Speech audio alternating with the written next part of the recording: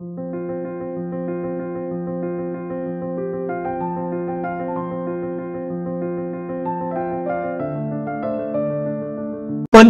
सूर्यघर मोफत वीज योजनेला मुंबईच्या भांडूप परिमंडळामध्ये चांगला प्रतिसाद मिळालेला आहे।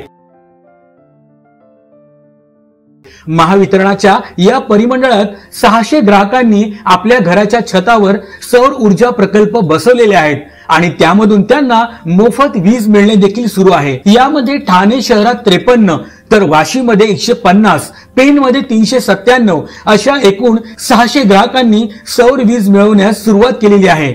यामुळे त्यांच्या वीज बिलाची बचत होत आहे। या योजनेमध्ये निवासी घरगुती कुटुंबांसाठी प्रति किलोवॅट 30,000 रुपये अनुदान मिळते, तर 3 किलोवॅट पर्यंत अतिरिक्त 1 किलो क्षमतेसाठी 18,000 रुपये इतके अनुदान दिले जाते।